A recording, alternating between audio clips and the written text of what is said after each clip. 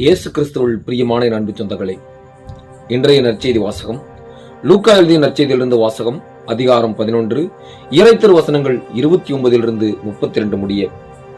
மக்கள் வந்து கூட கூட இயேசு கூறியது, இந்த தீய தலைமுறையினர் அடையாளம் கேட்கின்றனர். இவர்களுக்கு யோனாவின் அடையாளத்தை தவிர வேறு அடையாளம் எதுவும் கொடுக்கப்பட மாட்டாது. யோனா நினிவே மக்களுக்கு அடையாளமாய் இருந்ததை போன்று மானிட மகனும் இந்த தலைமுறையினருக்கு அடையாளமாய் இருப்பார். தீர்ப்பு நாளில் தென்னாட்டு அரசி இத்தலைமுறையினரோடு எழுந்து இவர்களை கண்டனம் செய்வார்.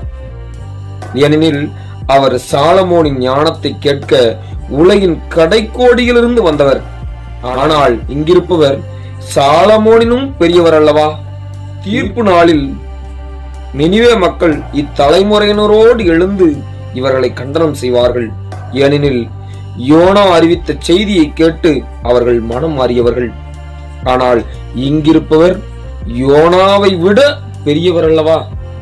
இது கிறிஸ்து வழங்கும் நற்செய்தி. கிறிஸ்துவே உமக்கு புகழ். அனைவரும் மகிழ்ச்சியாருங்கள். இந்த பைபிளை தினந்தோறும் நீங்க வாசிக்கும் பொழுது நிச்சயமாய் கடவுள் நம் வாழ்வில் மிகப்பெரிய வல்ல செயல்களை செய்ய தயாரா இருக்கிறார். நாம் சந்திக்கிற ஒவ்வொரு பிரச்சனைக்கும் இந்த பைபிள் ஒரு விடையா இருக்கும். நாம் சந்திக்கிற பிரச்சனைகளுக்கெல்லாம் இந்த வேதாகம் ஒரு நல்ல ஒரு நண்பனாயிருந்து, பிரச்சனைகளை தீர்வு காணக்கூடிய நண்பனாயிருந்து நம்மோடு பயணிக்கும். எனவே ஒவ்வொரு நாளும் இந்த வேதாகமத்தை வாசிக்கக்கூடிய பழக்கத்தை உங்களுக்குள் ஏற்படுத்திக் கொள்ளுங்கள். நிச்சயமாய் வாழ்வில் மாற்றம் நிகழும். தொடர்ந்து இந்த சேனல்ல நடக்கக்கூடிய இந்த பிரேயரை நீங்க தயவு செய்து தொடர்ந்து கவனிங்க. உங்க ஃப்ரெண்ட்ஸுங்களுக்கும் ஷேர் பண்ணுங்க. உங்களுடைய மன பிரச்சனைகள், உங்களுக்கு பர்சனலா ஏதாவது பிரச்சனைகள் இருந்தாலும் நீங்க இந்த சேனல்ல கமெண்ட்ஸ்ல போடலாம். உங்களுக்காக நாங்க தனிப்பட்ட ஜெபத்தில் ஜெபிப்போம். நிச்சயமா உங்களுக்கு ஜெபிக்க நாங்கள் தயாரா இருக்கிறோம்.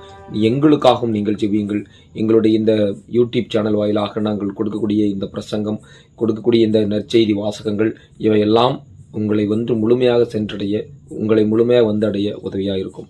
எனவே நீங்கள் இந்த வாசகத்தின் வாயிலாக நீங்கள் பெற்றுக்கொண்ட அனுபவங்களையும், இந்த வாசகத்தின் வாயிலாக நீங்கள் அனுபவிக்கிற உணர்வுகளையும் எங்களுக்கு நீங்கள் அந்த கமெண்ட் பாக்ஸில் சொல்லும்போது நாங்கள் இன்னமும் கடவுளுடைய அருள் ஆசீர்வாதத்தோடு இன்னமும் சிறப்பாய் இந்த பணியை செய்ய எங்களுக்கு உறுதுணையாக இருக்கும். அனைவருக்கும் நன்றிகளும் வாழ்த்துக்களும்.